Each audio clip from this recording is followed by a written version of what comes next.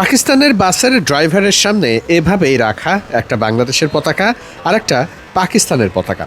এই টিম বাসেই পাকিস্তান দল স্টেডিয়ামে প্রবেশ করে। প্রতিদিন একই চিত্রই দেখা যায়। টেস্টের দ্বিতীয় দিন, বাংলাদেশ এখন চালকের আসনে।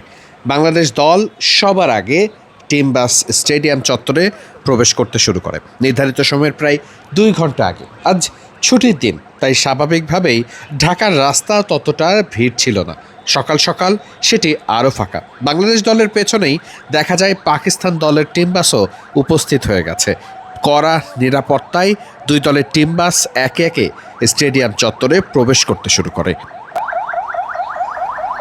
যে কোনো আন্তর্জাতিক ম্যাচের ক্ষেত্রে কিভাবে প্রোটোকল দিতে হবে, কিভাবে নিরাপত্তা দিতে হবে, সে জায়গাটাতেই যেন বাংলাদেশ সবসময় দারুণ করে থাকে। পাকিস্তান দল এবং বাংলাদেশ দলকে হোটেল থেকে স্টেডিয়ামে নিয়ে আসার ক্ষেত্রে কয়েক স্তরের নিরাপত্তা সহ দারুণ ব্যবস্থাপনা নিয়ে থাকে বাংলাদেশ পুলিশ।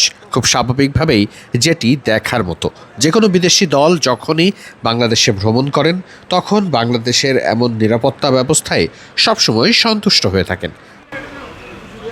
টেস্টের প্রথম দিনে পাকিস্তান বলতে গেলে একেবারেই সুবিধা করতে পারেনি। সারা দিনে মাত্র 4 উইকেট গেছে বাংলাদেশের।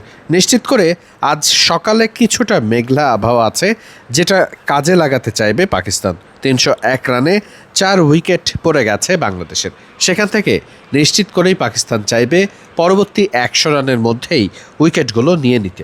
যদিও বাংলাদেশ নিশ্চিত করেই এখান থেকে বড় ইনিংস আশা করছে মুশফিকুর রহিমের কাছেও। খুব স্বাভাবিকভাবে মমিনুল হক সৌরভ সেঞ্চুরি মিস করেছেন অল্পর জন্য।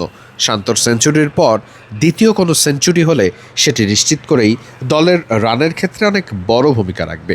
জন্মদিনে মুশফিক কি সেটি করতে পারবেন? সম্ভাবনা তো আছেই বড়। দেখা যাক সকালটা কেমন শুরু করতে পারে বাংলাদেশ।